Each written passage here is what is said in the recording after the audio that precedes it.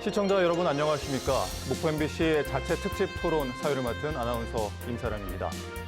오늘 토론회는 이민청이 바꿀 대한민국의 미래는 이라는 주제로 대한민국 이민청 설립, 광역형 비자 도입 등에 대해 다양한 시각에서 논의를 하게 됩니다. 이민청과 광역형 비자가 지역 사회와 국가에 미칠 영향, 그리고 지역 균형 발전과 인프라 등에 대한 중요성을 다룰 예정입니다. 본격적인 토론에 앞서서 오늘 토론에 참석해 주신 분들을 소개해 드리겠습니다. 먼저 김명신 전라남도 인구청년이민국장 참석했습니다. 네, 반갑습니다. 전남 인구청년이민국장 김명신입니다.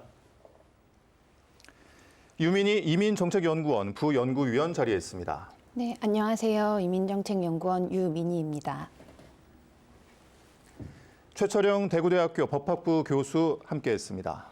시청자 여러분 반갑습니다. 마지막으로 신선미 지역이민정책개발연구소 대표 나왔습니다. 네, 반갑습니다. 지역이민정책개발연구소 신선미입니다. 네, 바쁘신 가운데서도 참석해 주신 네 분께 감사 말씀 먼저 드리고요. 네, 그럼 지금부터 본격적인 토론에 들어가 보도록 하겠습니다. 이민정책을 총괄할 전담기구 신설 여부가 아직 결정되지 않았음에도 불구하고 각 지자체에서 이민청을 유치하겠다, 열띤 경쟁을 벌이고 있습니다.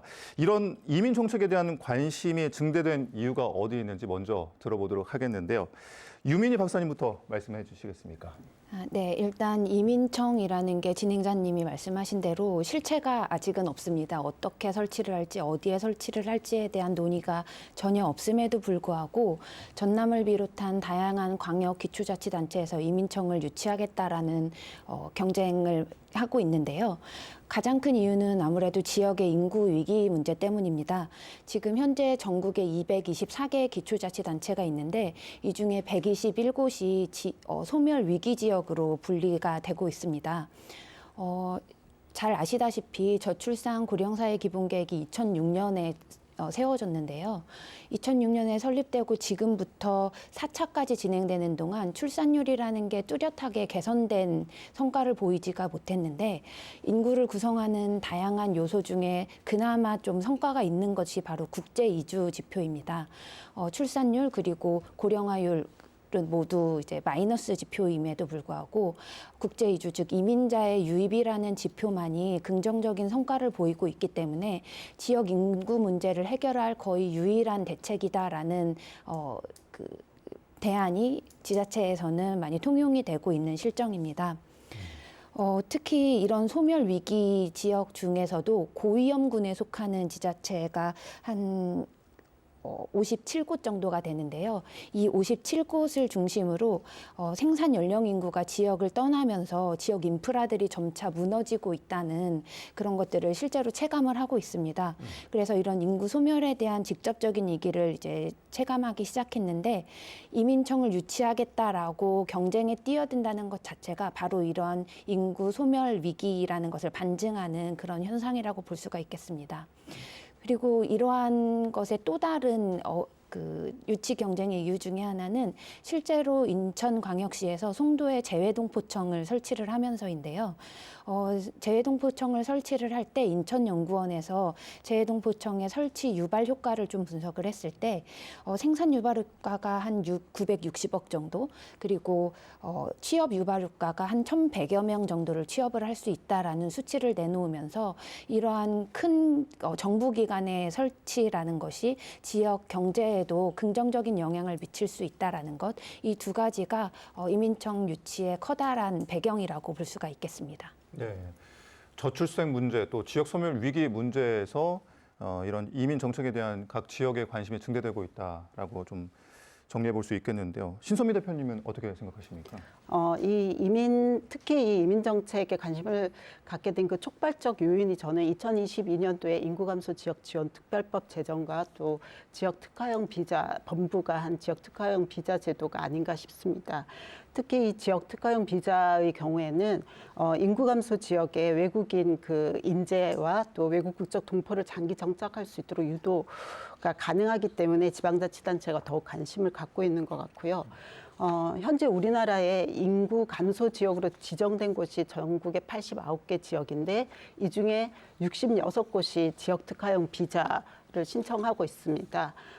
전남의 경우에도 22개 시군 중에 16곳이 인구 감소 지역으로 지정되어 있고 그중에 6곳이 이번에 지역 특화형 비자를 통해서 외국인 인구를 이제 받아들이고 있는데요. 영암군 같은 경우에는 작년에 70명 정도를 이 지역 특화형 비자를 통해서 받아들였습니다.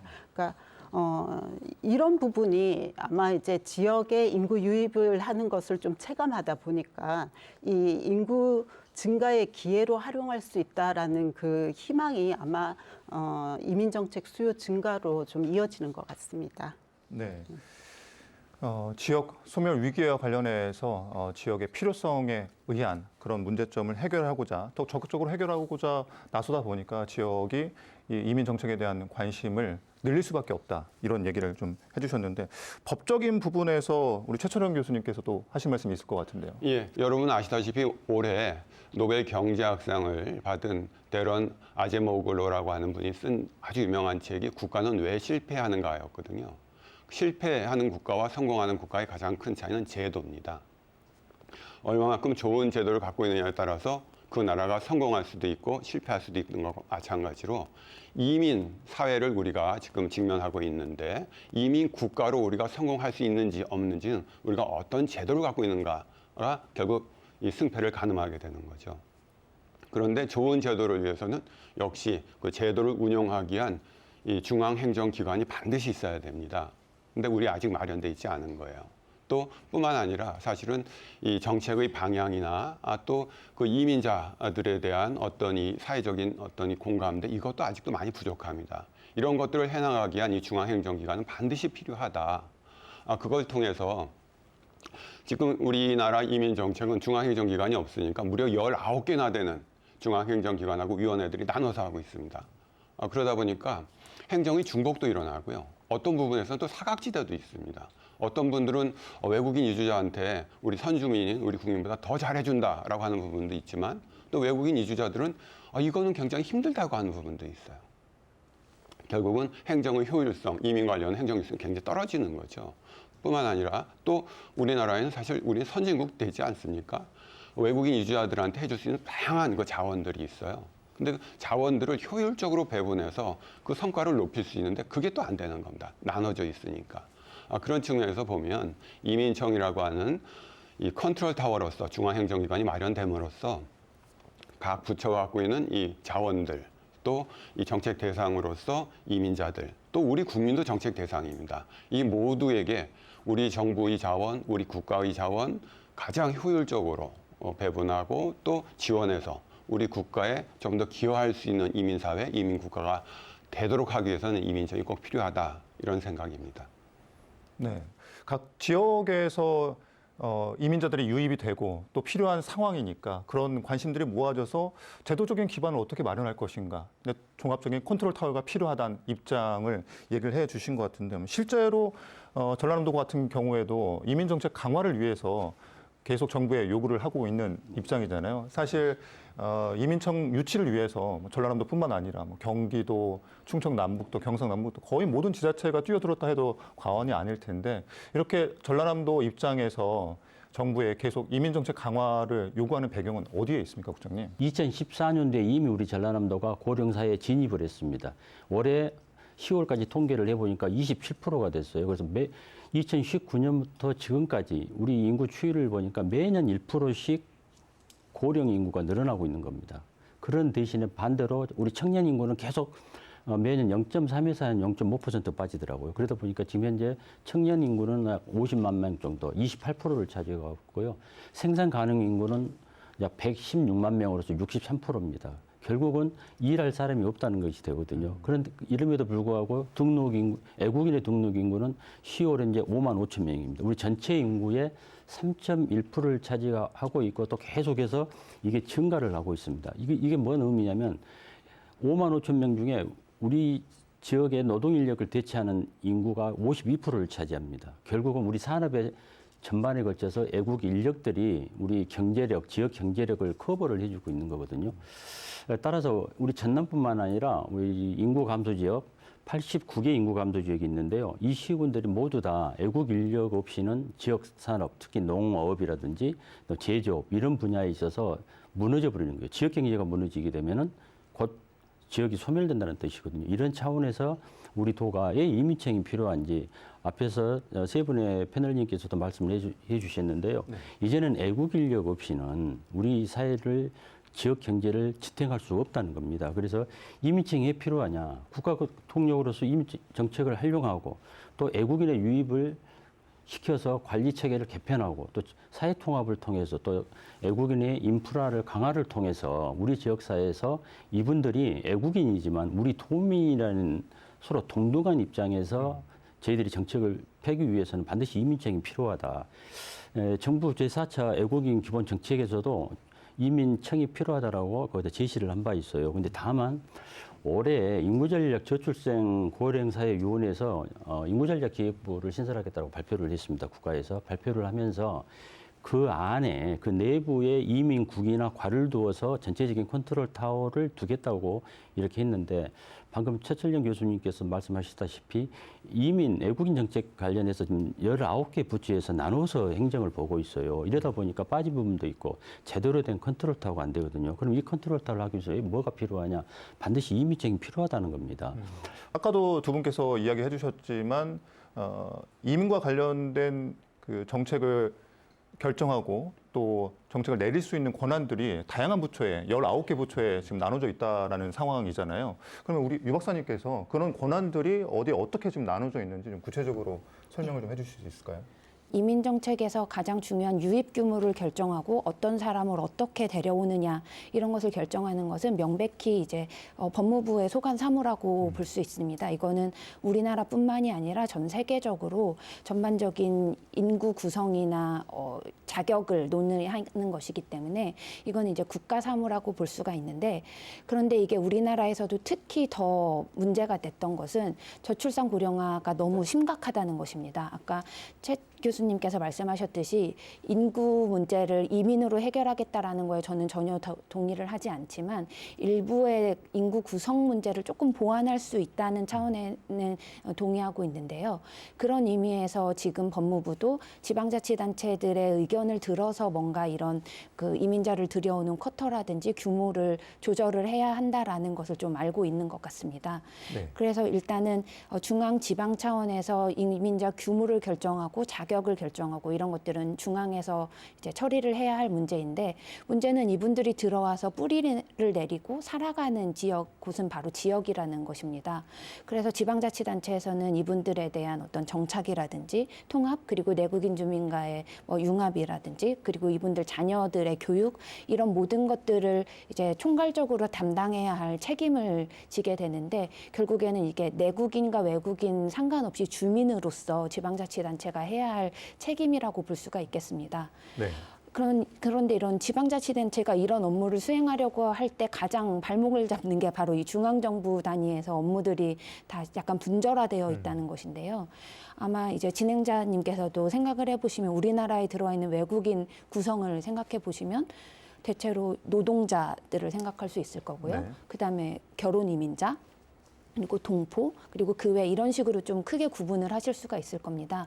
그러면 노동자 중에서는 또 이런 단순 기능업에 종사하시는 저희는 이제 E9 체류 자격이라고 네. 하는데 이분들은 고용노동부가 담당을 합니다. 그리고 결혼 이민자들은 주로 여성가족부에서 통합과 정착을 담당을 하고요. 동포 같은 경우에는 사실 딱히 어느 부처에서 한다라는 게 명확하지 않고 그동안 이제 법무부가 주로 담당을 했었는데 재외동포청이 생기면서 재외동포청이 동포를 담당하겠다 이렇게 좀 업무가 대상별로 분절이 되어 있습니다. 근데 이렇게만 보면 이게 큰 문제가 없을 것 같은데 막상 이분들이 이 체류 자격으로 그대로 한국에서 살아간다고 하면은 그냥 부처별로 지원을 해주는 게 나쁘지 않지만 이분들이 한국에서 계속해서 살아가려면 영주권을 취득한다든지 국적을 취득한다든지 이런 체류 자격 변경이 일어납니다. 그런데 이런 체류 자격을 변경하는 것은 또 법무부의 업무입니다. 그래서 예를 들면은 E9 체류 자격으로 한국에 들어와서 단순 근로직을 하다가 본인이 업무 능력도 많이 신장을 하고 여러 가지 역량을 좀 개발을 해서 전문 인력 자격으로 변경을 하는 E7으로 가게 되면은 그때부터는 법무부가 담당을 하게 된다는 것입니다. 그러니까 이거는 이 외국인이라는 차원에서 봐서도 내 담당 부처가 A였다가 B로 바뀌는 그런 상황이 되고 정부 부처에서도 내가 담당하고 있었던 대상은 A였는데 이거를 더 포괄해야 되고 이 변환하는 과정에 있어서는 또 사각지대가 일어나고 이런 굉장히 좀 비효율이 발생할 수밖에 없는 구조인데요. 지방자치단체는 이것과 상관없이 외국인 주민이라고 하는 모든 대상을 담당을 하다 보면은 관련된 업무를 어디에다가 논의를 해야 되는지, 관련된 예산을 어디에다가 요청을 해야 되는지, 민원 사항을 어디에다 요청을 해야 되는지 이런 것들이 지역 담당자들은 굉장히 복잡한 상황에 처해지게 됩니다.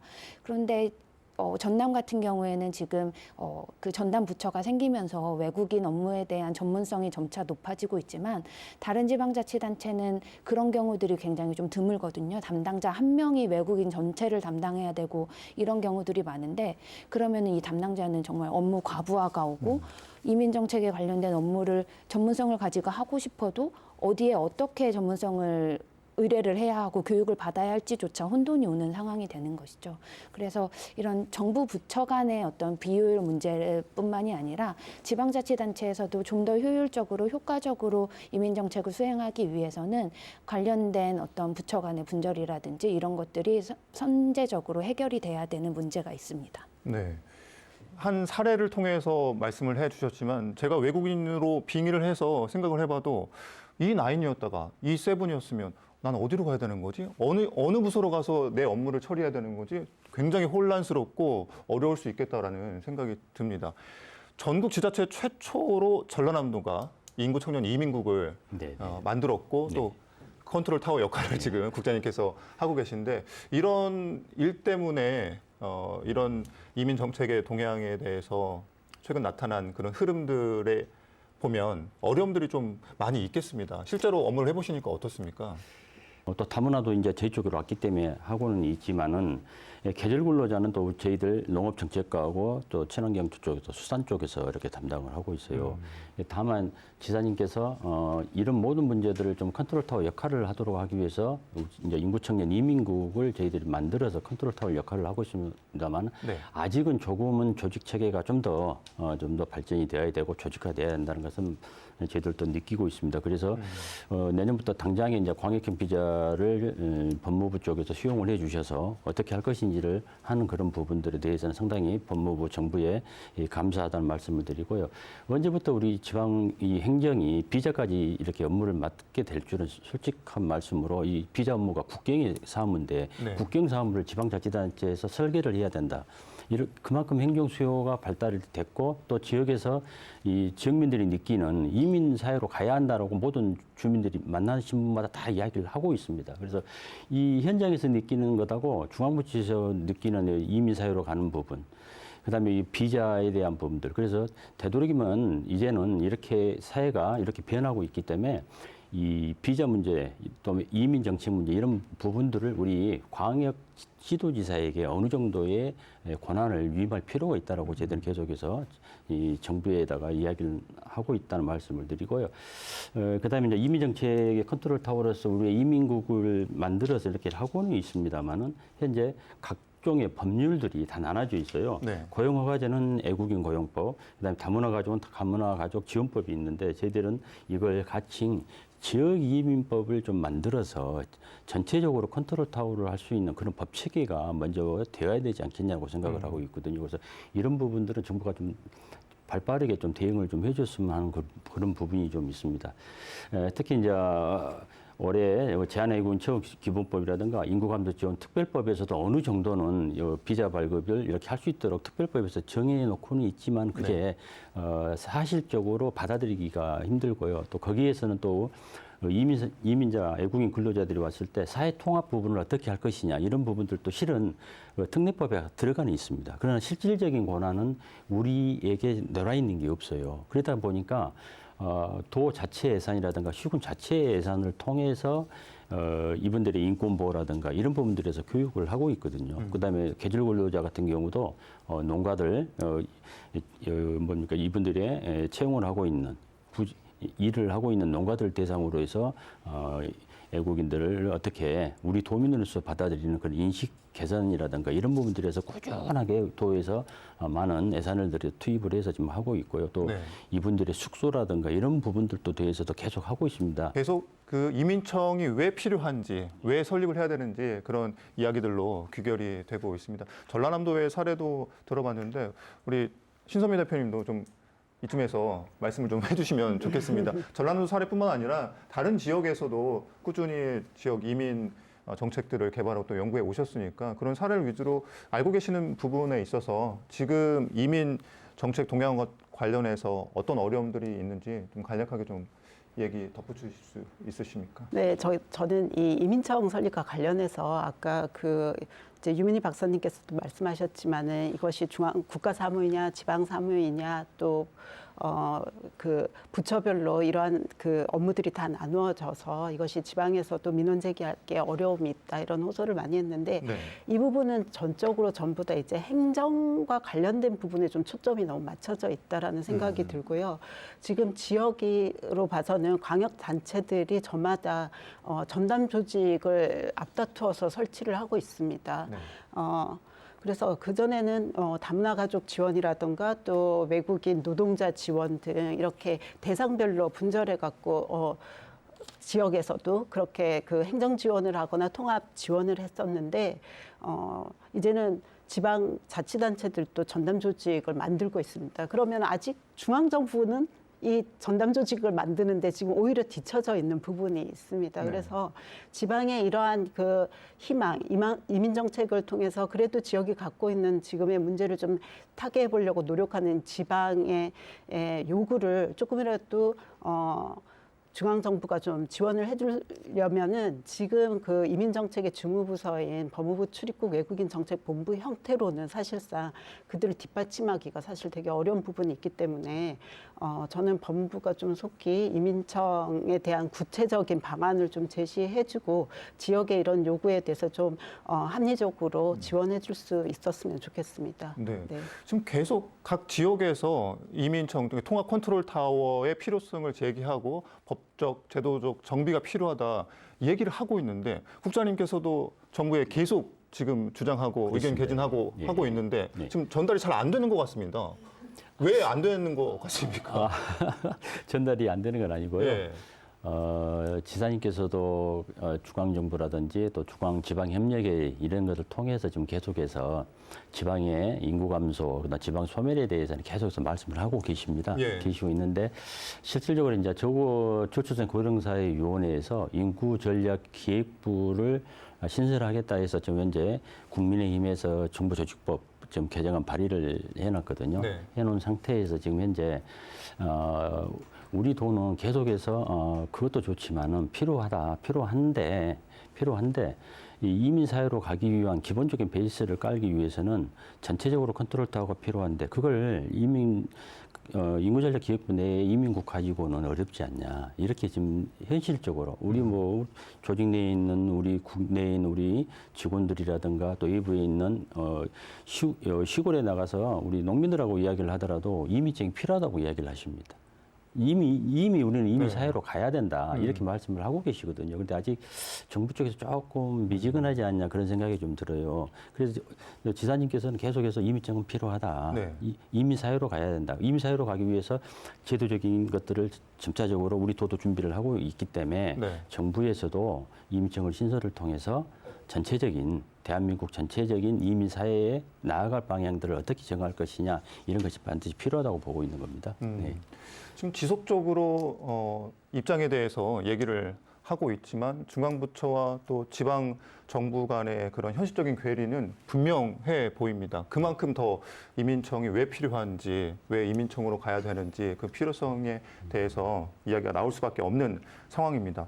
그럼 본격적으로 좀 얘기를 해보죠. 이민 전담 조직, 이른바 이민청이라고 우리가 부르고 있습니다. 아직 이민청이라는 이름이 결정된 건 아니고요. 또 신설 여부도 결정된 거는 아닙니다. 우리 최천원 교수님, 이민청이 설립이 된다면 이민 정책에 대해서 어떤 효과들을 기대해 볼 수 있을까요? 이렇게 이민청을 만들게 되면 지금까지는 주로 이제 앞서 우리 유민희 박사님도 또 김영신 국장님도 말씀하셨던 E9 또는 E8이라고 하는 이제 단순 외국인 근로자나 또 계절 근로자가 훨씬 많았거든요. 또 E7이라고 하는 우수 인재 전문 스킬드 이 워커는 조금 적었고요. 이민청은 바로 그 분야, 즉 E7이라고 하는 이 전문 우수 외국 인력을 많이 받아들이는데 또 하나의 포인트가 있습니다. 이렇게 해서 외국에서 훌륭한 인재들을 우리나라에 많이 받아들이게 되면 우리나라의 국제적인 경쟁력이 일단 올라가는 거죠. 구체적으로 보면 경제적인 효과가 굉장히 큰 겁니다. 굉장히 크고 또 사실 지금 우리 전라남도도 그렇고 또 경상북도도 그렇고 또 충청남도도 그렇고 구체적으로 이민청을 이렇게 유치하려고 하는 기관들은 또 이민청이 지역에 입지함으로써 갖는 이득이 있다, 이익이 있다, 기대 효과가 있다 이렇게 생각하고 있는 거잖아요. 그러니 구체적인 분야를 보면 사실 지금 이 법무부 산하에 있는 출입국 외국인 관리 본부거든요. 국장급입니다. 독립돼 있긴 하지만 거기에 무려 187명의 공무원 그리고 1,200억 이상의 예산이 있습니다. 그런데 이민청으로 독립하게 되면 19개나 되는 유관기관들이 이 공무원들이 다 파견 오게 됩니다. 협업기관이 되니까요. 그러면은 지역기관이 이제 효과 분석, 기대 효과 분석한 걸 보면 무려 300명 이상의 직원이 있게 됩니다. 그리고 1년 예산만 해도 3,800억, 그건 4천억 되는 예산이 필요할 거라고 얘기하고 있습니다. 그런 기관이 자기 지역에 들어오는 겁니다. 그렇게 되면 그로 인한 이 산업적인 효과가 굉장히 큽니다. 일단은 가치 유발 효과가 굉장히 크고요. 그리고 직접적인 생산 유발 효과가 있습니다. 그런 이 생산 유발 효과나 또 이 가치 유발 효과 이것들을 전부 합치게 되면 그것만으로도 또 뭐 이 4, 5천억 된다는 거거든요. 그런데 일자리 창출은 더 큽니다. 4,890명 정도로 아주 끝자리까지 해서 계산을 해서 이 발표를 했습니다. 그것은 결국 그보다 더 많을 수도 있다는 거거든요. 새로운 일자리가 무려 5,000개 가까이 생깁니다. 이것들을 산업 연관 분석으로 쭉 이어서 하게 되면 보수적으로 잡아도 1조 원 정도의 경제 효과가 있다고 하는 거고요. 그게 이 지역 자원하고 잘 유기적으로 결합만 되면 3조 원까지도 매년 그 경제 효과가 있을 수 있다고 하는 겁니다. 그러니까 이 서울이나 수도권 또는 충청권도 사실은 수도권이죠. 지금은 뭐 이 세종시도 있고 대전에 또 정부 정사 다 있지 않습니까? 네. 그래서 충청권은 더 이상 지방이라고 얘기 안 하는 게 맞고 그 이외의 지방 입장에서 보면 지금 이 서울, 경기, 충청으로 모여 있는 모든 이 경제적인 구심점들을 조금 나눌 수 있다라고 하는 큰 장점이 있습니다. 그러면 이렇게 좋은 기대 효과들이 있는데 이민청 설립에 대한 법적인 근거들 또 제도적인 마련이 필요한데 지금 현재로서 어디까지 이 이민 전담 조직 설립을 위한 법적 절차가 진행됐는지 우리 유 박사님께서 좀 말씀해 주시겠습니까? 법적 절차가 현재 진행되는 건 아까 국장님도 설명을 해주셨다시피 인구전략기획부를 신설을 하겠다라는 측면에서 인구전략기획부 신설에 대한 법률안이 현 시점에서는 올라가 있는데 네. 거기에 이민청이 명시되어 있는 것은 아닙니다. 이민청 그 인구전략기획부에서는 이민까지도 포괄하는 기능을 이제 수행하겠다라는 의미에서 올라가 있는데요. 사실상 이민청이라든지 아니면 뭐 이민 전담 조직, 컨트롤 타워 어떤 명칭으로든 간에 이민과 관련된 중앙 부처의 업무를 총괄하는 그런 기관을 설치한다는 거는 2014년부터 사실 본격적으로 논의가 있었습니다. 네. 그래서 지금 아까도 잠깐 언급이 나왔는데 이민과 관련해서는 19개 부처가 담당을 하기도 하지만 적게는 3개, 많게는 5, 6개의 정부 위원회들이 또 있습니다. 일단 이 위원회를 총괄하고 보자라는 의미에서 2014년도에 이제 관련된 위원회들을 이제 국무조정실에서 불러서 통합하는 그런 업무들을 진행을 했었는데 지금 이제 현실을 보시다시피 잘 되지 않았고요. 네. 그리고 21년도 제21대 국회에서도 뭐 이민청, 뭐 국경이주청, 뭐 이런 여러 가지 명칭으로 법률안이 올라가 있었는데 결국에는 이제 임기 만료로 폐기가 됐고요. 그리고 현재는 이제 인구전략기획부가 있는 거고요. 그 외에는 이제 4차 외국인 정책 기본계획이라는 중장기 기본계획이 있는데 여기에서는 출입국 이민관리청을 신설하겠다라는 정도의 선언 정도가 있어서 뭔가 구체적인 뚜렷한 방안이 지금은 나와 있는 것은 아니라고 볼 수가 있겠습니다. 그런데 이제 2014년이라고 하면 벌써 거의 한 10년 넘게 흘렀는데 아직까지도 이게 왜 논의만 되고 아무 성과가 없느냐라고 생각을 해보시면은 한 가지는 그런 명칭이나 그건 알겠는데 어떤 기능을 어디에서 담당할 것인가 이거에 대한 합의가 전혀 이루어지지 않았는데요. 예. 아까 그 최 교수님 말씀하셨다시피 이런 총괄 조직이 어떤 업무를 수행할지에 대해서 각각 많은 논의들이 있어 왔지만 실제로 이거를 그러면 이 업무가 담당할 사무가 무엇인지를 법적 근거로 딱 명시를 하려고 하다 보면은 일단 관계부처 간의 협의도 필요하고 관련된 예산을 어떻게 그러면은 수반해야 되는지 이거에 대한 기재부의 설득도 필요하고 그리고 이 법률안이 나오게 되기까지의 국민적인 어떤 그 수용성도 필요하고 여러 가지 거쳐야 될 단계들이 있습니다. 일단은 그 어떤 기능을 수행할 것인가에 대해서도 정말 다양한 안들이 오가고 있는데 네. 일단 기본적으로 대체로 해외 국가에서도 많이 하고 있는 거는 외국인을 들여와서 체류 자격을 부여하고 국적을 부여하고 이런 업무는 이제 우리나라의 법무부에 해당하는 곳에서 하고 들어와서의 정착이나 사회통합과 관련된 것은 내무부, 즉 우리나라의 행정안전부가 지방자치단체랑 함께 수행을 하는 구조가 되는데 네.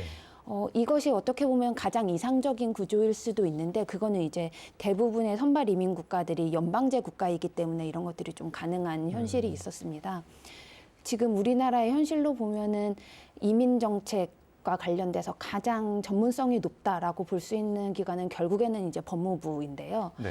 법무부에서 관련 지역사회 통합까지도 총괄하는 업무를 이민청 설립을 통해서라도 할 수 있는가라고 하면은 그거에 대해서는 아직도 개선해야 될 여지들이 굉장히 많다는 것입니다. 법무부는 아시다시피 그게 이제 관리나 규제를 중심으로 하는 조직이다 보니까 사업과 관련된 예산을 따기가 굉장히 어려운데요. 지방자치단체가 가장 요구하는 것은 지역 이민자를 위한 사업을 편성을 해서 중앙정부가 예산을 내려주고 해서 매칭을 해서 뭔가 업무를 진행을 하기를 원하는데 네. 법무부 산하의 이민청이 생긴다면은 이것과 관련된 총괄 기획 업무까지도 담당을 할 수 있는 구조로 편성이 되어야 하거든요. 그렇게 됐을 때 법무부 산하의 이민청이 과연 맞는 것인지 그리고 그렇게 된다고 하면은 이 법무부 산하의 이민청이 기획이나 조정 기능까지도 다 탑재된 형태로 해야지만 사실상 효과가 있는 그런 형태라고 볼 수가 있겠습니다. 네. 유 박사님 이야기 쭉 들어보니까 그 예산 문제도 그렇고 또 기능 또 권한 문제도 그렇고 제가 생각할 때는 그냥 제 생각입니다만 이 모든 것들을 아우를 수 있는 이민청, 가칭 이민청 설립을 위한 컨트롤 타워가 또 필요한 게 아닌가 싶기도 합니다. 이민청 설립을 위해서. 그러니까 얘기를 들어보면 법무부 이야기 다르고 행안부 이야기 다르고 여가부 이야기 다 다르지 않습니까? 그래서 그런 것들이 좀 필요한 것 같은데 이렇게 어려운 상황 속에서 각 지자체는 이민청을 유치하기 위해서 가진 노력들을 많이 기울이고 있단 말이죠. 그래서 아까 유 박사님 이야기를 듣다 보니까 우리 김영식 국장님께서 너무 고심이 많으시겠다라는 생각이 좀 드는데 네. 전라남도에서는 어떤 좀 구체적인 계획을 갖고 계십니까? 그렇습니다. 저희 인구전략기획부의 원래 목적이 일과 삶의 균형에 좀 인구전략기획부가 설치하는 목적이 가장 크거든요. 네. 일과 삶의 균형을 하면서 인구전략기획부는 저출생 예산 관련해서 사전 예산 심의권을 갖는 게 인구전략기획부의 가장 큰 현재 기능입니다. 다만 인구전략기획부도 각각의 업무들은 각 부처에서 합니다. 인구전략기획부가 전체적으로 저출생 업무라든가 일과 삶의 균형 업무를 전체적으로 다 가져오는 게 아니고 각각의 부처에서 일은 다 하고 인구전략기획부는 일과 삶 기행에 들어가는 각종 예산이라든가 이런 부분들을 사전 심의권을 갖는 거거든요. 그럼 또 효율적으로 일하기가 좀 어려운 부분이 그래서 저희들이 있겠네요. 인구전략기획부의 그런 역할에 이민사회로 가는 그런 역할에 좀 항의가 있지 않겠냐. 거기에 이민국이 들어간다는 것은 뭔가 인구전략기획부를 설립하는 목적과도 조금은 방향성이 좀 틀리다라고 저희들은 생각을 하고 있어요. 그래서 이 이민청이 설립이 필요하다는 것이고요. 우리도는 이제 세 가지 방향으로 이민청이 들어오면 일단은 저희들이 기반을 구축하는 문제, 그다음에 종합 지원하는 문제, 그다음에 인식 개선을 어떻게 할 것이냐 하는 것인데 일단은 기반 구축으로서 이 이민과 애국이라는 업무가 인구 청년 이민국이 생김으로써 이제 컨트롤 타워를 해야 되는데 네. 이민과 애국인에 대한 기본 데이터베이스가 실은 우리 행정기관에 아무것도 없습니다. 그렇기 때문에 어떻게 이민 외국인에 대한 정책을 펼 것인지 우리 도내에 들어와 있는 외국인이 5만 5천 명인데 그 5만 5천 명은 등록 외국인이거든요. 네. 우리나라에 들어오면 90일 이상 체류를 하게 되면은 등록을 하게 돼 있습니다. 그 외국인 통계가 5만 5천 명이 우리 전라남도에 포진해 있는데 이 외국인들이 우리 산업의 근간을 이루고 있는 이 인력들이 어디에 이렇게 들어와 있는지를 몰라요. 도가 어느 정도 지방행정을 총괄하는 광역도가 우리 지역에 사는 우리 주민들뿐만 아니라 애국 인력들도 어디에서 어떤 일을 하는지를 알고 있어야 됩니다. 정확히 파악이 안 되는 그게 상황입니까? 파악이 안 됐어요. 그래서 저희들이 특히 이 나인이 저희 도에 지금 우리 도에 2만 한 5천 명이 들어와 있는데 이분들이 어떤 업체에서 어떤 일을 하는지를 몰랐습니다. 그래서 이걸 좀 정보 공개를 좀 공유를 하자. 공유를 해서 서로 행정에 원활성을 갖자고 했는데 실은 당초에 고용노동부에서 그 정보 공개를 안 해줬습니다. 근데 이번에 그것도 다 오픈하겠다고 했거든요. 그래서 저희들이 그 부분에 대해서 애국인들이 들어와서 어떻게 살고 있는지 그것에 대한 저희들이 영역을 좀 하고 있습니다. 예. 실태 조사를 해야 되거든요. 네. 각각의 도대체 이분들이 중위소득은 얼마인지 이런 것도 전혀 없어요. 자료가. 우리 이 도민들에 대한 중위소득은 다 나와 있습니다. 1인 1대, 2인 1대, 3인 1대 다 나와 있어서 어떤 정책을 펼 때 그 중위소득을 기준으로 해서 몇 % 이하면은 지금 기초연금이라든가 이런 것들을 다 자료를 활용하고 있는데 외국인에 대해서는 그런 자료가 없다는 거예요. 네. 그래서 그런 기반 구축을 하는데 먼저 초점을 맞추고 있고요. 그다음에 이제 종합 지원인데 그동안에 들어와 있는 애국인들을 이렇게 법률 상담이라든지 한국어 교육이라든가 이런 부분들이 어디서 이루어졌냐. 대부분 민간인들이 운영하는 이주 노동자 센터라든지 이런 곳에서 이루어졌는데 그동안 해왔던 것을 올해부터 정부로부터 지원이 끊겼습니다. 네. 끊기다 보니까 이 애국인들이 통번역 서비스 하나 제대로 받을 수가 없는 거예요. 물론 노동청이나 이런 데서 학원이 있습니다만 근데 학원이 있는데 접근성이 떨어지지 않겠습니까? 그래서 순수하게 이번에 우리 지사님께서 그렇게 되면은 우리 들어와 있는 외국인들이 얼마나 불편하겠냐 해서 올 하반기에 저희들이 우리 대불산단 내에다가 가장 지금 현재 외국인이 많이 거주하고 있는 대불산단 내에다가 전라남도 이민 외국인 종합지원센터를 오픈을 했습니다. 물론 오픈식은 내년 1월에 하겠습니다만 그 안에 콜센터까지 들어가거든요. 거기에서 법률 상담이라든지 통번역 서비스라든지 한글 교육이라든지 이런 우리 사회에 적응할 수 있는 그런 교육들을 담당할 계획이고요. 이 서부권에가 한 50%가 지금 외국인이 살고 있고 그다음에 우리 동부권 쪽에가 한 30%가 살고 있는데 거기에도 좀 뭔가 밑받침이 되어야 되는데 이쪽에 동부가 너무 거리가 떨어져 있기 때문에 그래서 네. 내년에 지금 저희들이 또 동부 쪽에다도 이민 애국인 종합지원센터를 오픈을 합니다. 그렇게 해서 우리 지역에 들어와 있는 애국인들에 대해서는 우리 도가 책임지겠다. 그 자세로서 또 우리 지역에서 일하는 모든 애국인들은 우리 도민이다라고 항상 지사님께서도 말씀을 하십니다. 그래서 우리 도민들하고 동등한 어떤 권리, 자격을 가져야 한다라고 생각을 하고 계시거든요. 예. 그런 쪽에서 저희들이 종합 지원을 할 계획이고요. 또 인식 개선 문제는 현재 지금 다문화 가족이 많이 들어와 있어요. 다문화 세대가 약 15,000세대가 되고요. 이 다문화 가족이 우리 도에도 한 5만 6천 명 정도 됩니다. 5만 6천 명 정도 되는 다문화 가족들을 어떻게 이끌어갈 것이냐. 이분들의 가장 애로도 한국어 교육입니다. 이분들이 한국어 교육을 받아서 국적을 취득해야 되는데 이 국적 취득이 안 되는 거예요. 그래서 너무 어렵게 지금 생활하고 계시거든요. 그래서 이런 인식 개선들. 그래서 우리 시군마다 다문화 센터가 있어요. 네. 다문화 센터를 통해서 한글 교육도 하고 있습니다만은 이런 경우가 있습니다. 이렇게 이주해서 결혼을 하고 있는데 한국어 교육을 받기 위해서는 다문화 센터로 나오셔야 돼요. 근데 이 배우자분들이 안 내보내신 분들이 있습니다. 그러면 한국어 교육을 받을 수 있는 기회가 없어지거든요. 그래서 올해 저희들이 하반기에 한 3천만 원 정도를 들여가지고 온라인 시스템으로 해서 한번 시범 사업을 지금 하고 있습니다. 구체적이고 아주 자세한 이야기들 많이 해주셨습니다. 기반 조성, 종합 지원, 인식 개선. 타 지자체에서 벤치마킹 해도 될 법한 그런 이야기들 많이 해주셔서 사실 좀 걱정은 됩니다. 다른 지자체에서도 열심히 지금 이민청 유치를 위해서 노력하고 있는데 전라남도에서 이런 이야기를 하고 있고 이런 일들을 하고 있대. 너무 좋은데 우리도 가져가자. 약간 천기누설 같은 그런 느낌인데 뭐 괜찮으신 거죠? 사실은 이민청을 유치하기 위한 구체적인 전략은 말씀을 안 드렸습니다. 아, 그렇습니까? 예, 이건 아직 예, 저희들이 착실하게 준비를 하고 있다는 말씀을 드리고 아직 네. 오픈할 단계가 아니고 이건 모든 지방에 있는 자치단체들이 이민청을 유치하기 위해서 아마 소리 소문 없이 아마 노력을 하고 있거든요. 그래서 저희들이 섣불리 저희들도 준비는 하고 있는데 이걸 대외적으로 공표를 해서 우리 이렇게 잘하고 있다. 아직 그 단계는 아닌 것 같아서 어느 정도 지금 수면 아래에 좀 가지고 있습니다. 예. 혹시나 걱정되는 마음에 한번 얘기를 해봤습니다. 네, 또 우리 최철원 교수님께서 이민청 설립 과제에 대해서 덧붙이실 사항이 있으시다고요? 예, 지금 이민청 설립 추진하는 데서 지금 우리가 부딪히고 있는 그 당면 현안들이 있습니다. 안 네. 되고 있는 문제들이 있는 거죠. 안 되고 있는 문제는 지금 이 박사님 말씀하신 것처럼 이 소관 부처나 또 우리 김명신 국장님 말씀하신 것처럼 그 부처가 정해졌다고 하더라도 그 위상을 어떻게 할 것인가의 문제가 해결되지 않고 있습니다. 근데 이 문제는 사실 합리적으로 이민청이 어떤 기능을 하는 기관인가를 분명하게 이해하면 아주 명쾌한 문제입니다. 근데 이것들이 정치적으로 좀 쉽게 가려고 하다 보니까 또 당장 눈에 생각하니까 이게 안 풀리는 거예요. 사실 지난 2월 달에 우리 국회에 우리 사상 처음으로 정부조직법 개정안이 제출이 되고 그 개정안에 이제 이 이민 관련 이 행정 전담 기관을 만든다라고 하는 내용이 들어 있었습니다. 그런데 21대 국회 회기가 마치고 그러면서 이제 폐기가 되었던 거죠.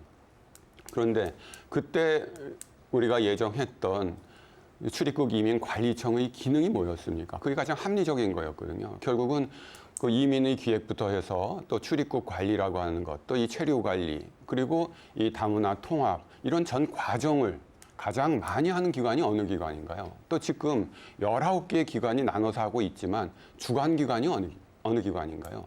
결국 이 간사 부처는 법무부였고 출입국 외국인 정책 본부였거든요. 그럼 거기를 중심으로 해서 합리적으로 이민청이 원래 하려고 하는 기능을 할 수 있는 기관을 만들고 그 소속을 정하면 되는 겁니다. 그런데 그거를 이런저런 당면에 눈앞의 것에 자꾸 휘둘려서 쉽게 여기를 했다가 나중에 상황이 바뀌면 그때 어떻게 되나요? 또 하나 특정한 부의 뭐 국으로 둔다. 이것도 굉장히 우려할 사항이죠. 지금하고 달라질 게 없습니다. 유 박사님 말씀하신 것 마찬가지예요. 국으로는 종합적인 이 조정 또 관리가 안 됩니다. 독립청으로 가야 되죠. 해외 사례도 그렇습니다. 독일도 연방 이민 난민청을 따로 만들어 놓고 두고 있습니다. 독일 부처 중에 가장 큰 부처 중에 하나입니다. 스위스도 연방 이민청을 따로 두고 있습니다. 우리랑 가장 가까운 일본, 우리보다 외국인 이주자 수가 더 적거든요. 뭐 절대적인 규모는 많습니다만 인구 대비로 보면 우리의 반도 안 됩니다. 그런데 일본도 이 출입국 재류관리청이라고 하는 것을 따로 두고 있습니다. 법무부 산하에. 또 대만의 경우에도 대만의 경우 우리랑 조금 비슷한 부분이 있습니다. 왜냐하면 이제 분단되어 있다. 뭐 비슷하게 해서 이제 본토와의 교류 또 왕래가 있기 때문에 그 가족 들어오는 문제가 있기 때문에 그런데 대만도 이민서라고 해서 따로 독립된 부처를 두고 있습니다. 그런데 우리가 아직까지도 독립된 이민 관리를 위한 이 거버넌스 이 컨트롤 타워를 만들지 않는다는 건 굉장히 부끄러운 일입니다. 그런 측면에서 보면 이민청이 어떤 역할을 해야 되는지를 잘 이해하고 그에 따라서 가장 합리적으로 객관적으로 판단하면 그 위상도 또 소속 기관도 분명하게 쉽게 결정될 수 있다 이렇게 생각하고 있습니다. 네, 해외 사례를 중심으로 이민청의 설립 과제 또 의의에 대해서 이야기를 해주셨습니다. 이번엔 좀 다음 주제로 넘어가 보겠습니다. 최근 지역 기반 이민 정책에 맞춰서 지역 기반 비자 제도를 개선해야 된다 이런 목소리가 좀 높아지고 있는 상황인데요. 법무부에서도 지난 9월에 광역형 비자 도입 계획을 공식 발표했습니다. 현재 이 부분이 어떻게 진행되고 있는지 이야기 들어보겠습니다. 먼저 신선미 대표님 어떻습니까? 먼저 이 비자제도 개선에 대한 부분을 먼저 말씀을 좀 드려야 될 것 같습니다. 네. 이 비자제도 개선은 우리가 이제 지역 기반 이민 정책 할 때 이 지역 특화형 비자가 대표적인 부분이어서 이 지역 특화형 비자의 문제점에서 좀 짚어보고자 하는데요. 이 지역 특화형 비자는 법무부가 설계를 하고 2022년에 시작해서 1년간 시범 사업을 한 후에 이제 올해 인구 감소 지역 66곳을 대상으로 본격적으로 실시되고 있습니다. 근데 이 제도가 처음 실시될 때만 하더라도 인구 감소 지역의 인구 문제를 좀 다소 해결해 줄 수 있지 않을까 이렇게 기대를 했었는데 막상 또 이 사업이 본격적으로 시작되고 보니까 인구 감소 지역의 이 비자 요건 요건을 맞출 수 있는 그 일자리가 부족하다는 점, 또 굉장히 까다로운 비자 여건 때문에 실질적으로 그 인구 감소 지역의 그 외국인 유입에 대한 부분이 좀 한계가 있는 게 좀 드러났습니다. 그래서 이 가장 큰 한계점으로 이제 논의되는 부분이 지역 여건이 반영되지 않은 비자 요건이라고 볼 수 있는데요.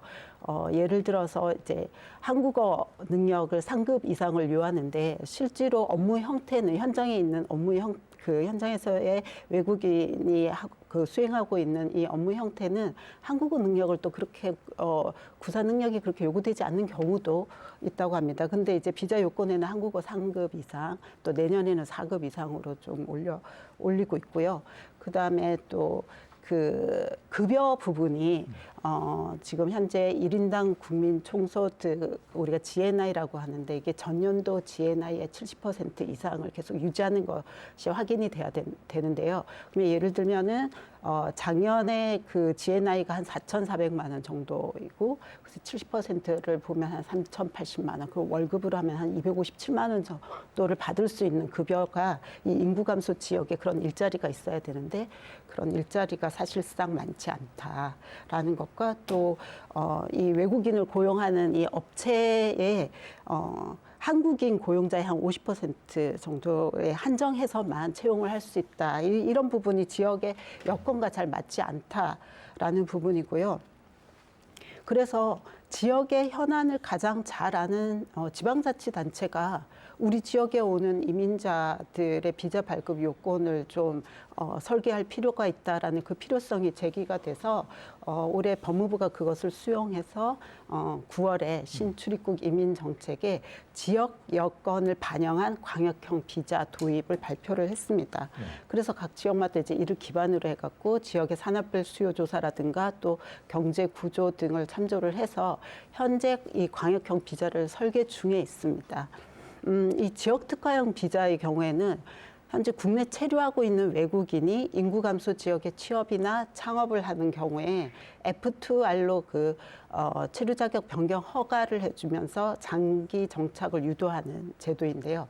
이에 반해 이 광역형 비자는 국외에 있는 외국인을 광역형 비자를 통해서 광역 단체 전체 지역 어느 지역에 정착할 수 있도록 설계할 수 있습니다. 근데 문제는 이제 법무부가 이렇게 그 신출입국 이민 정책에 광역형 비자를 도입하겠다고 발표했는데 이게 모두입니다. 그러니까 이 광역형 비자의 가이드라인을 전혀 주지 않고 백지수표를 내놓은 상태죠. 한 줄만 낸 겁니다. 네. 지역의 여건에 맞는. 예. 그렇다 보니까 지금 이제 구체적으로 나와 있는 게 별로 없고, 지자체별로 이제 광역단체별로 경쟁이 생기게 되죠. 우리가 더 잘해서 법무부한테 승인을 받아야 되겠다라는 지금 분위기입니다. 그래서 이 광역형 비자에 대한 구체적 방안은 한 내년 정도 돼야지 좀 알 수 있을 것 같습니다. 네. 구체적인 방안이 안 나왔다라면 지자체에서 이걸 어떻게 해야 되나 고민이 좀 많이 있을 것 같은데 유 박사님은 어떻게 파악하고 계십니까? 신선미 박사님 말씀하셨던 것처럼 이런 지역 특화형 비자 F2R이라는 게 도입이 되면서 작년부터 진행이 됐는데 네. 일단 먼저 말씀드릴 것은 아까 제가 앞서서도 말씀드렸다시피 이 비자를 설계하고 그 비자의 유입 규모를 결정하고 이것은 국가 단위의 사무인 것은 맞습니다. 그래서 우리나라에서 이런 지자체들의 수요를 반영해서 비자 체계 안에 넣겠다라고 하는 설계 자체는 거의 세계 최초로 실시되는 그런 종류의 어떤 좀 획기적인 방식이라고 볼 수가 있어서 이런 부분을 이제 도입을 하려고 할 때 어떤 해외에 있는 사례라든지 아니면은 뭐 다른 기존의 레퍼런스가 있다라고 하면 이거를 좀 참조해 가면서 최대한 실패 없이 뭔가 정책이나 제도를 도입하기 위해 노력할 그것이 되는데 그게 아니다 보니까 아무래도 이제 법무부 차원에서도 여러 가지 시행착오를 겪지 않으려는 노력이 지금은 광역형 비자라거나 기초형 비자를 설계하겠다라는 거를 이제 선언을 하고 지금 열심히 그 수요 조사를 하고 이런 작업을 거치고 있는 거라고 저는 이해를 하고 있고요. 예. 근데 이런 이 F2R이나 이런 지역 특화형 비자 자체가 이제 논의된 배경 자체가 좀 중요한데 예. 3년 동안은 일을 해서 이제 본국으로 돌아가고 또 수요가 있으면은 또 유입을 시켜서 돌아가고 이런 순환적인 구조를 마련을 해서 설계를 했던 게 이 E9 비자였는데 막상 들어와서 3년을 있다 보니까 고용주들 입장에서는 어느 정도 기술도 좀 늘어났고 한국어 실력도 좀 되고 이런 사람이 다시 돌아가는 게 너무 기업 차원에서도 좀 손해였던 숙련자가 거죠. 됐다는 거죠. 그렇죠. 그러다 보니까 그러면은 1년 10개월을 더 연장해달라라고 요청을 했습니다. 2년도 아니고 1년 10개월인 이유는 우리나라에 5년까지 거주를 하게 되면은 지금은 조금 바뀌었지만 그 당시에는 영주권을 이제 요구할 수 있는 최소한의 요건이 되기 때문에 4년 10개월까지만 머무르게 하고 본국으로 돌아가게 하겠다라는 면에서 이제 한 번 변경이 됐다가 이분들 중에 또 성실 근로자라는 분들이 있습니다. 네. 고용주가 생각했을 때 성실하게 일을 했다라고 하면은 4년 10개월을 하고 본국으로 갔다가 2개월을 본국에서 머무르면은 다시 돌아와서 4년 10개월을 리셋이 되는 겁니까? 예, 맞습니다. 이렇게 해서 총 9년 10개월을 한국에서 머무를 수 있게 하는 건데요. 일단 단기 순환 원칙에서도 어긋나고 이러한 비자 설계 자체가 그리고 이 9년 10개월을 타국에서 살다 보면은 특히 이분들이 20대, 30대 이 연령대가 많거든요. 그러면 당연히 여기서 결혼도 하고 싶고 아기도 낳고 싶고 여러 가지 가족도 형성하고 뿌리 내리고 살아야 하는 상황이 되는데 이걸 이제 원천적으로 차단을 해 놓은 상황인 거죠.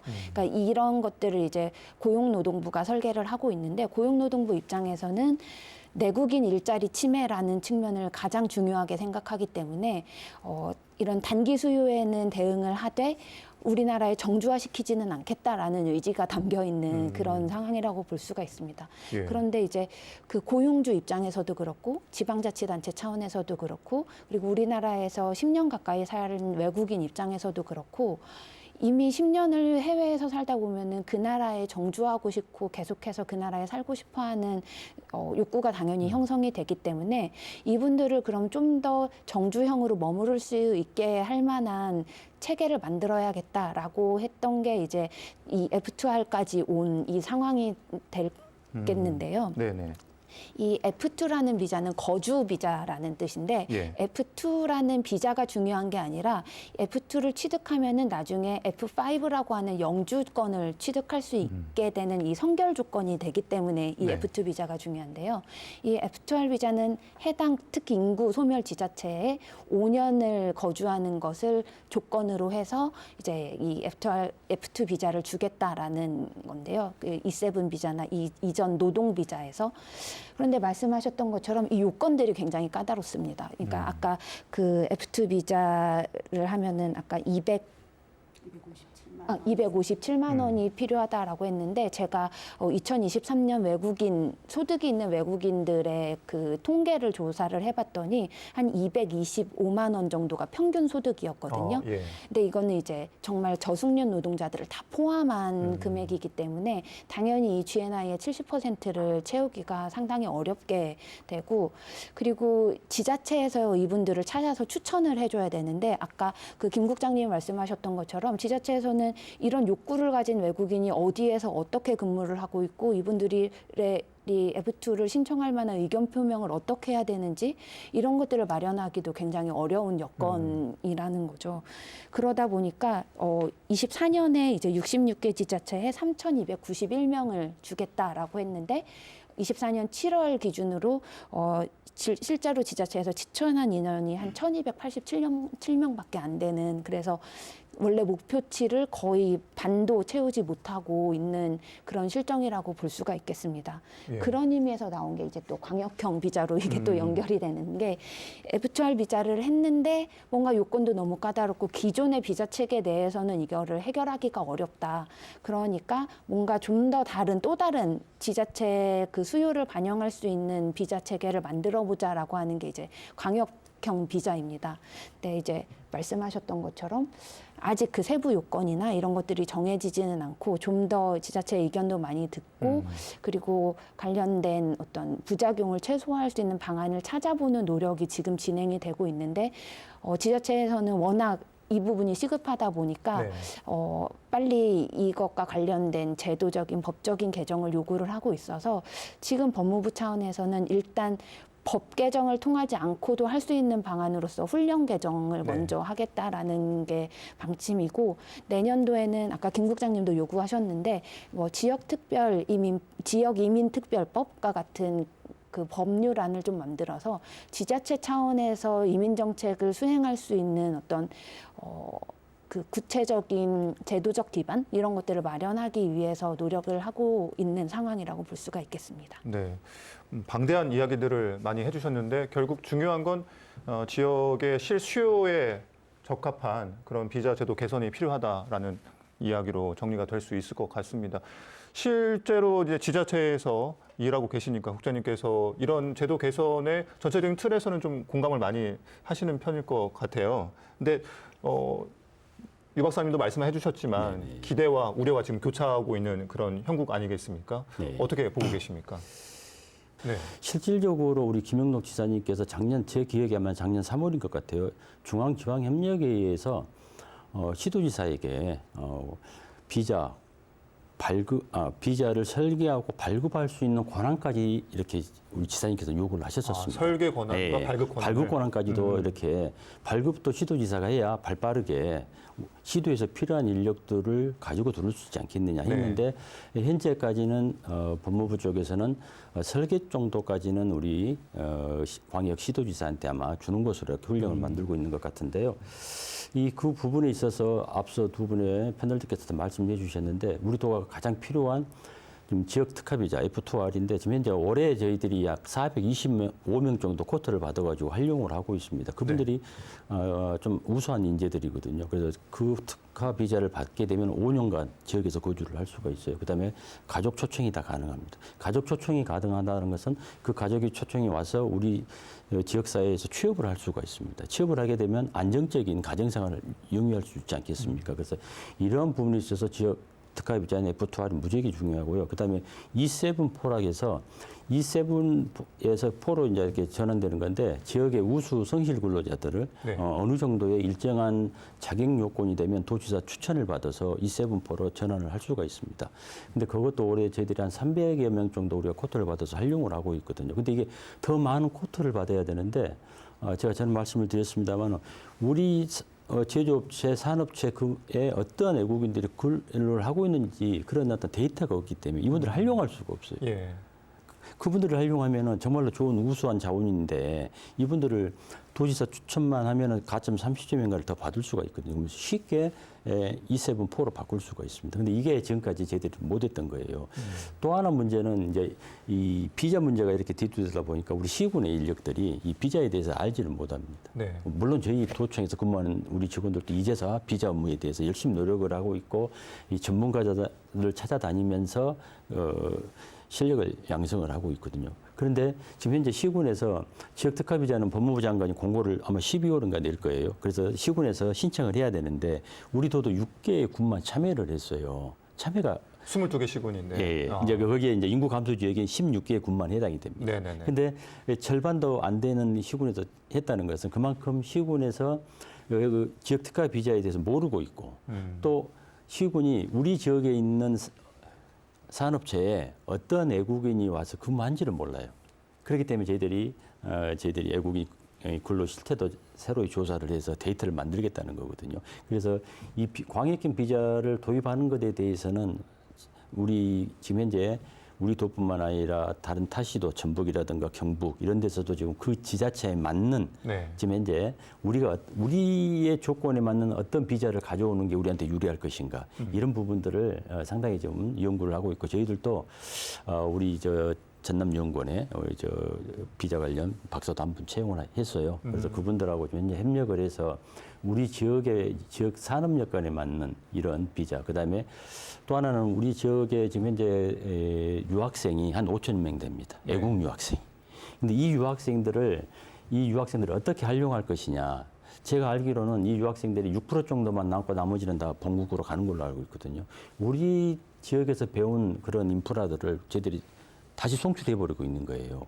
그래서 이 광역형 비자가 도입이 되면은 그런 아이들까지도 우리들이 다 수용을 할 수가 있습니다. 그래서 이 비자 제도를 광역 시도지사에게 내린 것에 대해서는 정말로 저희들이 공감하고 앞으로 저희들이 더 연구를 해서 우리 지역에 맞는 비자를 만들겠다. 지금 그렇게 구상을 하고 있습니다. 네, 법무부가 발표한 광역형 비자 제도 개선이 이루어지고 있다는 틀에서는 네네네. 환영할 만한 일인데 네네네. 또 구체적으로 외국인이 어디에서 어느 지역에서 어떤 일을 하는지 네네네. 구체적인 정보를 좀 취합할 수 있도록 네네. 그런 인적 정보 제공도 필요하겠다라는 생각이 듭니다. 네네. 최철원 교수님도 하실 말씀이 많으실 것 같은데요. 이 비자 제도라고 하는 하나의 그 계기를 통해서 우리 국가의 구조를 바꾸는 겁니다. 국가의 그 체제, 중앙 집권이 아닌 이 지방 분권, 균형 발전 이렇게 크게 나누자는 겁니다. 그것이 민주주의에 더 부합하는 것이다. 또 하나 실질적으로는 이 기존에 만들어져 있는 비자 체계는 산업계의 수요, 경제계의 수요를 충분히 반영하지 못했습니다. 지역의 현실을 반영하지 못했고요. 그렇다라고 하면 지금 지역이 수도권과는 다르게 더 아주 절실하게 직면하고 있는 인구 문제, 또 아주 심각하게 직면하고 있는 경제 문제, 이런 문제에 우리나라에 들어와 있는 외국인들을 어떻게 활용해서 우리 지역을 어떻게 발전시키겠다, 이런 계획들을 갖고 있는데 이게 반영이 안 되는 겁니다. 그냥 국가가 중앙에서 획일적인 기준으로 들여오는 겁니다. 그게 나눠지면 그냥 쓰는 거예요. 그 지역에는 그분이 아닌 다른 그 숙련 기술자나 또는 이 기능력이 필요할 수도 있거든요. 근데 그게 잘 안 되는 거죠. 또 이 기준을 정하는 것도 중앙이 정합니다. 지역은 우리는 그렇게까지 고스펙 필요 없고 또 그런 이 뭐 자격 조건 필요 없고 이런 사람도 돼라고 하고 싶지만 그게 안 돼요. 그러니까 원만하게 또 지역에서 정착하실 만한 그런 이주민이 지역까지 안 오는 거죠. 이 그런 부분을 개선한다는 측면에서 보면 지금 비자 체계의 그 개선이라고 하는 것은 우리 이민청 이 설립과 함께 반드시 가야 될 일이다. 또 국가의 기본적인 시스템을 바꾸는 거다. 이렇게 생각하고 있습니다.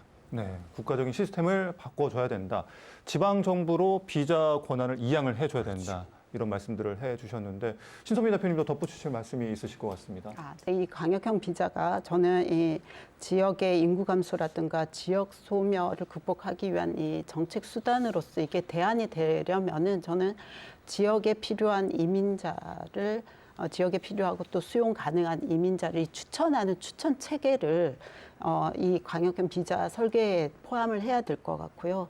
또 이민자 질서와 통합과 관련된 부분도 반드시 고려를 해서 비자 설계에 포함을 해야 된다고 생각합니다. 우리는 지금 계속 이민자를 유치하는 것에만 계속 포커스를 두고 있는데 지역이 이민자가 와서 정착할 수 있는 여건을 먼저 마련을 해야지만 우리가 지금 이 이민자 유치하는 비자 하나 만드는 것도 굉장히 어렵잖아요. 그래서 이 어렵게 유치한 이민자가 지역 사회에 질서 있게 정착해서 우리가 이제 이민자와 또 주민이 모두 함께 번영할 수 있는 일로 이 광역형 비자가 설계되어야 된다고 봅니다. 그래서 우리가 계속 유치에만 자꾸 전념하지 말고 와서 통합을 어떻게 할 것인가, 우리 주민들과 어떻게 함께 번영할 것인가에 대한 부분도 항상 고려해서 저는 이 비자 설계에 반드시 포함을 해야 된다라고 생각합니다.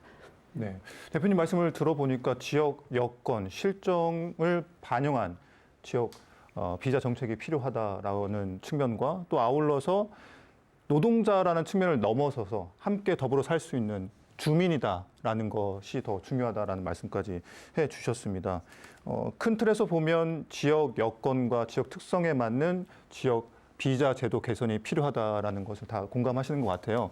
그러면 좀 좋은 이야기를 좀 해보겠습니다. 이런 방식으로 지역 특성에 맞는 비자가 개선이 된다면 어떤 좋은 점들이 있을까요, 교수님?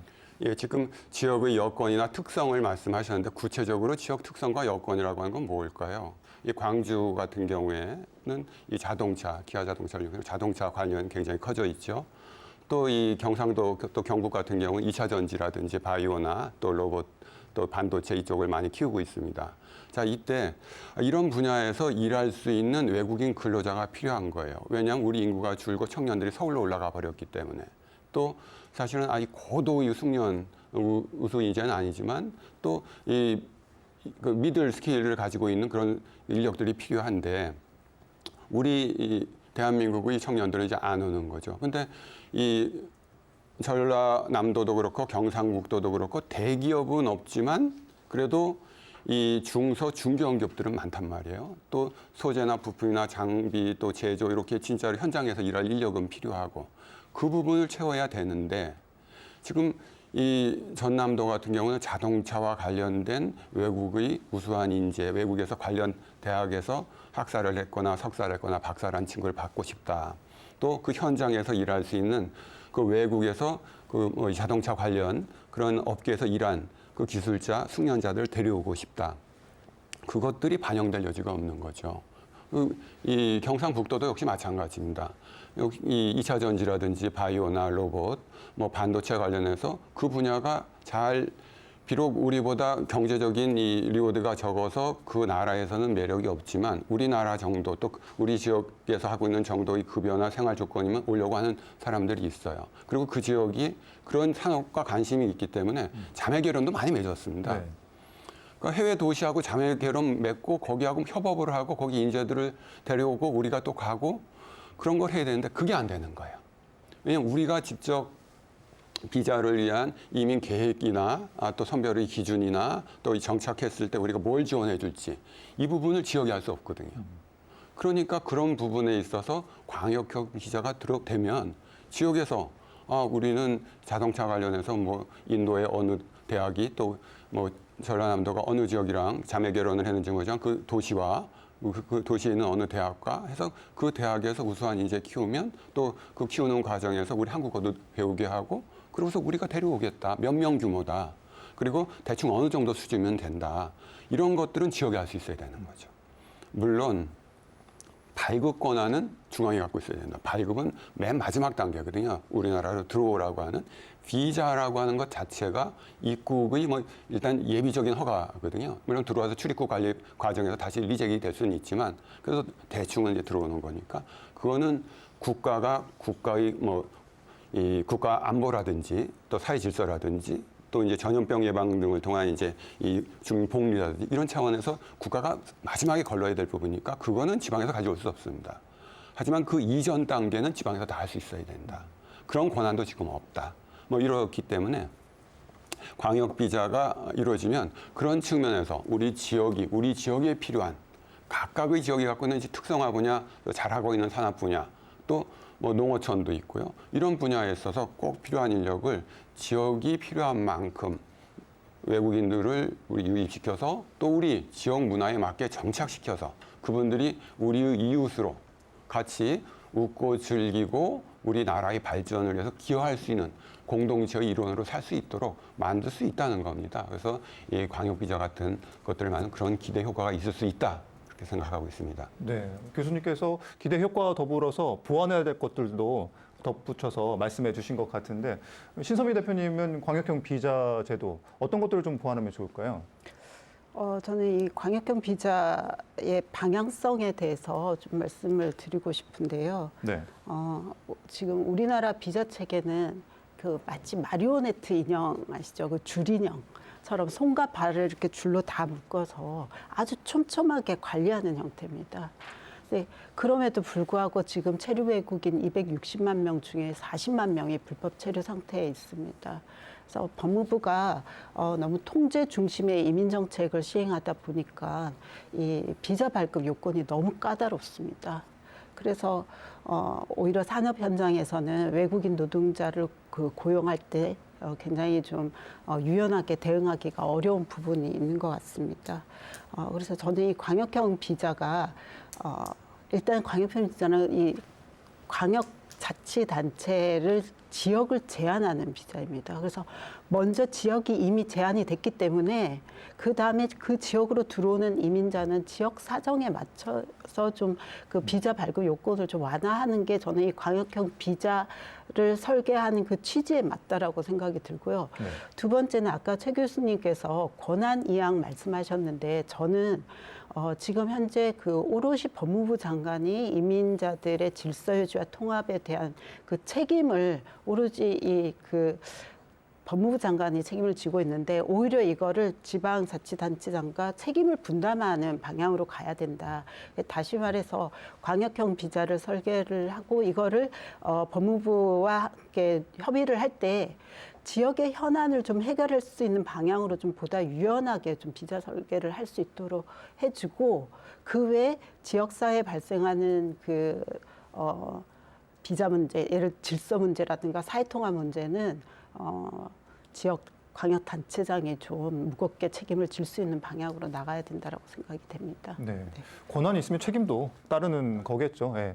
자, 그러면 이런 광역형 비자 제도가 도입이 되면 각 지자체에서도 움직임이 발빠르게 이루어져야 될 것 같은데 전라남도에서는 어떤 준비를 하고 있습니까? 우리 도는 두 가지 방향으로 비자 설계를 좀 하고 있습니다. 우수 인재를 데려오는 거, 그다음에 우리 지역사에 필요한 인재, 필요 인재. 그래서 우수 인재는 유학생이라든지, 그다음에 이제 필요 인재로서는 E9이라든지 또 E8 계절 근로자. 이걸 어떻게 설계를 할 것이냐. 그래서 현재 한 해로 지금 현재 우리 2028년도 되면 도내에 요양보호사가 간호사 비해서 한 7만 명이 부족하답니다. 네. 예, 우리 지역에 아니 17,000명 정도가 부족하답니다. 그래서 외국인 유학생들을 이렇게 활용하는 방법도 있을 것 같고요. 그다음에 조금 전에 말씀을 드렸습니다만 외국인 유학생으로 돌아와 가지고 여기에 머무는 게 한 6%뿐이 안 되는데 나머지가 한 5,000명인데 다 나가고 있거든요. 그래서 이네들을 우리 지역 산단에다가 취업을 시키는 방안. 그래서 F2R로 바꿔주는 방안. F2R은 전문학사 이상을 하면 F2R로 바꿀 수가 있거든요. 네. 그다음에 1년 내에 GNI 이거 한 3천만 원 이상 정도 돼야 됩니다. 소득이. 근데 이 소득은 월급까지만 하는 게 아니라 모두 그 사람이 받는 수당까지 합쳐서 3천만 원 이상 정도 되면은 자격 조건이 충분하거든요. 그래서 네. 우리 지역에 있는 많은 산단들, 영광에 있는 대마 산단이라든지 한평에 있는 동안평 산단, 그다음에 우리 이쪽 대불에 있는 대불 산단들 이런 산단에 있는 업체 대표들하고 저희들이 한번 간담회를 통해서 어느 정도 인력이 필요한지, 그래서 이 유학생들을 현재 배우고 있는 학과에서 그 업체에서 필요한 어떤 자격이라든가 이런 것들을 추가적으로 더 공부를 시켜서 나중에 졸업을 하면은 거기에다가 우리가 배치하는 방법. 그래서 F2R로 쉽게 전환할 수 있는 방법. 그다음에 E9 이제 전문 취업자들이거든요. 이분들을 데리고 올 수 있는 방법. 그다음에 이제 고용어가 E9이 이제 비전문인데 이 비전문으로 들어와 있는 게 한 2만 4천 명 정도 되는데 이분들 성실 근로자에 대해서 E7포로 이렇게 전환해 주는 방법도 지금 생각을 하고 있고요. 그다음에 E9으로 들어오면 가족이 들어올 수가 없습니다. 가족 초청이 안 되거든요. 예. 그래서 가족 초청도 가능하게끔 하자. 가족 초청을 해서 그분들이 계절 근로자라도 활용을 할 수 있게 하면은 가족들이 안정된 주거 생활을 할 수 있지 않겠습니까? 그렇게 되면은 불법 이민이라든가 불법 취업이라든가 이런 걸 다 막을 수가 있거든요. 그래서 그런 쪽으로 우수 인재와 필요 인재를 좀 나눠 가지고 광역형 비자를 한번 설계해 보고자 그렇게 좀 노력을 하고 있습니다. 네. 네. 우수 인재와 필요 필요 인재. 인재에 예, 따라서 예. 광역형 비자의 설계를 좀 네. 해보고 싶다. 네. 여기에 대해서 우리 최 교수님도 덧붙이실 말씀이 예. 있으실 것 같습니다. 지금 아마 우리 시청자 여러분들께서도 조금 혼란스러운 부분이 있으실 텐데 워낙 또 전문적인 용어도 말씀 많이 하셨지만 지역 특화형 비자도 있는데 광역형 비자는 또 뭐냐? 지역형 특화형 비자 도입된 지도 얼마 안 됐거든요. 또 그것도 이제 지방에 어떤 이니셔티브를 준다고 해서 새로 마련한 건데 새롭게 광역형 비자는 뭐냐? 이런 조금 궁금함이 있으실 것 같아요. 근데 지역 특화형 비자는 이미 우리나라에 들어와 있는 외국인 근로자들을 대상으로 하는 겁니다. 네. 그리고 이 부분은 이 지역의 이제 단체장이 추천할 수 있는 권한을 주는 거고요. 또 광역 전체가 범위가 아니고 인구 감소 지역으로 지정된 기초단체 중심입니다. 그러니까 그 기초단체가 인소 감소 지역이 아니면 그걸 신청할 수 없어요. 광역 단위로 움직일 수가 없습니다. 그런 문제들이라고 할까 한계가 있는 거죠. 그런데 광역형 비자는 지방자치단체장이 외국에 있는 우수 인재나 또는 우리가 필요로 하는 산업 경제 인력을 데리고 오는 제도입니다. 그러니까 근본적으로 다르죠. 우리 국내가 아닌 외국에 있는. 그리고 이 어느 지역의 누구를 또는 어느 대학 출신을까지도 특정할 수 있어야 됩니다. 단순하게 유학생 또는 승용 기술자, 단순 근로자 이렇게 데리고 올 수 있다. 그 지역에 몇 명 정도니까 TO를 조금 나눌 수 있다. 이걸 넘어서서 우리 지역은 베트남하고 굉장히 가깝다. 베트남은 어느 현하고 굉장히 가깝다. 그리고 또 그 현과 또 그 지역 사람들도 우리 지역하고 굉장히 친근감을 갖고 있다. 여러 교류 행사를 통해서. 그렇다라고 하면 베트남 중에서도 그 현 사람들에 대해서 그 지역에서 데리고 올 수 있도록 결정할 수 있어야 되고요. 또 그 사람들을 어디에 어느 체류 기간 동안 머무르도록 할 수 있을 것인지도 결정할 수 있어야 되고 인구 감소 지역이 아닌 광역 전체인 거죠. 그러니까 전라남도 어디라도 그리고 경상북도 어디라도 또 대구 경북은 요즘 행정 통합한다고 하니까 대구 경북 특별시가 되면 그 어디라도 갈 수 있도록 한다. 뭐 이런 기본적인 이 주도권이 지역으로 넘어가 있는 것이 광역 비자고요. 지역 특화형 비자는 아직까지도 이 주도권은 정부에 있습니다. 단지 추천할 수 있고 지역에 머무를 수 있게 하고 또 기초단체, 자치단체 규모로 그 범위에서 할 수 있다. 이런 정도인 거죠. 지역 특화형 비자와 광역형 비자의 차이점을 설명해 주시면서 시청자분들이 이 부분에 대해서 좀 궁금해할 만한 것들을 가려운 부분들을 교수님께서 많이 긁어주신 것 같습니다. 대단히 감사드리고요. 특별히 또 법적인 문제까지 짚어주셨는데 열띤 토론을 하다 보니까 스튜디오가 굉장히 후끈후끈합니다. 어제가 이제 녹화일 기준으로 어제 입동이었는데 여기는 한여름 같습니다. 예. 더 많은 이야기들을 하고 싶으시겠지만 시간 관계상 토론을 마무리하는 차원에서 오늘 이 말은 꼭 했어야 됐는데 못했던 이야기들과 더불어서 소감 한 말씀씩 들어보도록 하겠습니다. 먼저 유민희 박사님. 네. 일단 이렇게 이민이라는 주제로 토론을 공개적으로 할 수 있다는 것 자체가 굉장히 시대가 많이 변하고 있고 그리고 그 시대 변화에 전남이 정말 앞서가고 있구나라고 하는 거를 다시 한번 느끼게 되었고요. 오늘 주제가 이 이민청이 바꿀 대한민국의 미래는이라는 건데 그러니까 저는 계속 주장했던 것이 기획과 조정 기능을 탑재한 이민청이라는 게 설립이 된다라고 하면은 확실히 질서 있고 정규적인 어떤 유입과 통합 이 모든 것들이 이루어질 가능성이 높기 때문에 이주민 입장에서도 훨씬 더 좀 구체적이고 가시적인 그런 정책을 확인할 수가 있고 그리고 이민청의 설립이 단순히 이제 외국인뿐만이 아니라 외국인을 받아들이고 있는 내국인에게도 훨씬 더 명확한 그런 정책적인 비전을 보여주고 수용성을 높일 수 있는 방안이 될 수 있기 때문에 내국인에게도 훨씬 더 좀 이득이 있는 그리고 이익이 되는 그런 정책 추진 방향이다라고 말씀을 드릴 수 있을 것 같습니다. 그러니까 이민이라는 걸 논의하는 이 자리가 있는 것만으로도 굉장히 좀 감회가 새로운데 조금만 더 욕심을 부리자면 다음 기회에는 이제 이주민의 오늘은 유입이나 인력 관점에서 논의를 했다면 이들이 지역사회에 정착하는 주민으로서 사람으로서 어떻게 살아가는 것이 이제 그 대한민국의 전반적인 발전과 이들 그리고 내국인들의 이익에도 다 부합을 하는지 이런 것도 논의되는 자리가 마련되면 좋을 것 같습니다. 네, 역시 기획과 조정의 유 박사님이었습니다. 저희의 또 다른 과제까지 내주셨는데요. 자, 이번에는 신선미 대표님 말씀 부탁드립니다. 저는 한 두 가지 정도 이야기하고 싶은데요. 아까 그 김 국장님께서도 말씀해 주셨지만 우리가 지금 계속 비자 문제, 이민청 문제는 논의를 했는데 그래도 가장 중요한 게 이 사회통합 부분을 정말 고려를 해야 될 것 같아요. 그래서 우리가 통합의 역량을 충분히 갖추고 이민자를 유치해야 되는데 그 정점에 있는 것 중에 하나가 저는 이 한국어 교육이라는 생각이 들거든요. 한국어 교육은 사회통합에도 중요하지만 이민자 자신의 권익 보호에도 굉장히 중요합니다. 그래서 우리가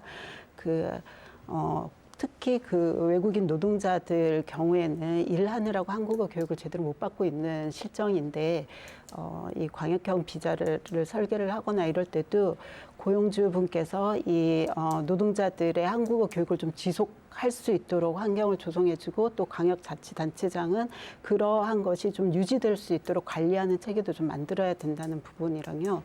두 번째는 전라남도가 사실은 우리나라에서 가장 먼저 지금 가장 빠르게 고령화되고 인구 감소가 진행되고 있습니다. 그래서 이 전라남도의 이민청이 설립이 돼서 좀 지역 현안에도 일조를 좀 할 수 있다 그러면은 이민청 설립과 관련해서 국제적인 좋은 본보기 또 되지 않을까 싶은 생각이 듭니다. 그래서 그런데 이 이민청 설립은 여기 전라남도 도지사님하고 또 여기 있는 국장님이나 공무원 몇 분이 할 수 있는 일은 아닙니다. 그래서 지역 도민들이 모두 좀 열망이 모아져야 되는 부분이어서 전남 도민들의 좀 이민 정책에 대한 관심을 좀 더 가질 수 있었으면 좋겠습니다. 네. 사회 통합적인 측면에서 한국어 교육의 필요성과 더불어서 지역 주민의 관심까지 이야기를 잘 해주셨습니다. 감사드리고요. 최철원 교수님. 예. 우리 사회는 이민 사회로 가고 있고요. 이민 국가로 이제 가야 될 단계에 있습니다. 하지만 아직 우리 국민은 이민 사회에 대한 충분히 준비가 되어 있지 않고요. 또 이민자들이 많이 오는 것에 대해서 조금 소극적이거나 좋아하시지 않은 분도 분명히 계십니다. 찬반이 있죠. 그런데 세상에 이민 정책에 성공한 국가는 사실 아직까지는 없습니다. 선진국도 역시 굉장히 혼란스럽고요. 하지만 이민을 안 받아들이는 국가도 없습니다. 선진국은 더 적극적으로 받아들이고 있습니다. 이민 정책에 찬반이 있고 혼선이 있다고 해서 이민을 받아들이지 않을 수는 없다는 거죠. 그렇다고 하면 우리가 지금 직면한 현실도 있으니까 더 적극적으로 체계적으로 이민 국가화해서 세계화 네트워킹하고 또 우리도 이미 선진국 아닙니까? 선진국으로서 국제사회에 좀 기여할 수 있었으면 좋겠다라는 생각을 합니다. 네, 적극적이고 체계적으로 이민 국가로 나아가는 점이 필요하다라고 말씀을 해주셨습니다. 자, 또 가장 고민이 깊으실 것 같기도 하고 또 앞으로 어떤 비자 제도 개선을 통해서 우리 지역에 정주하고 있는 외국인들이 더 살기 좋게 만들 것인가 또 고민도 많으실 텐데 네, 끝으로 김명식 국장님 한 말씀 해주시죠. 정부에서 균형 발전을 오랜 기간 추진을 했습니다. 그럼에도 불구하고 수도권으로 모든 게 쏠리고 있거든요. 인구도 2022년 기준을 보면 50.5%가 수도권에 삽니다. 애국인도 지금 이제 우리나라에 들어있는 애국인도 51% 이상이 수도권에 거주를 하고 있거든요. 그래서 정부에서 인구 감소 지역에 대한 정책적인 배려가 반드시 필요하다고 보고 있고요. 또 우리 사회 인식이 현재는 이민 사회로 가야 한다라고 모든 사람들이 그렇게 인식을 하고 있습니다. 그래서 우리 도도 전문가라든지 우리 도민들 이런 분들과 만나서 허심탄회하게 이야기를 통해서 이민청 또 우리 광역형 비자를 만드는데 저희들이 우리 지역사회에 도움이 될 수 있도록 그렇게 노력을 또 하겠고요. 우리 전라남도가 아무튼 이민 정책을 하는 데 있어서 선도적인 모델을 만들어서 대한민국의 가장 모범적인 그런 이민 사회로 가는 그런 정책을 만드는데 최선을 다하도록 하겠습니다. 네, 선도적인 모델 기대 많이 해보겠습니다. 네, 감사합니다. 네. 네, 오늘 논의된 내용을 통해서 지역 기반의 비자 제도 개선이 지역 경제와 특성에 맞는 이주민 유입에 중요한 역할을 할 수 있다는 점을 다시 한번 확인할 수 있었습니다. 특히 전라남도의 준비 상황과 같은 구체적인 노력들이 이러한 변화에 큰 영향을 미칠 것 같은데요. 앞으로도 각 지역이 각 실정에 맞는 비자 정책들을 계속해서 설계해 나간다면 지속 가능한 우리 지역사회 또 대한민국을 기대해 볼 수 있을 것 같습니다. 이상으로 목포 MBC 자체 특집 토론을 마치겠습니다. 시청해 주신 여러분 고맙습니다.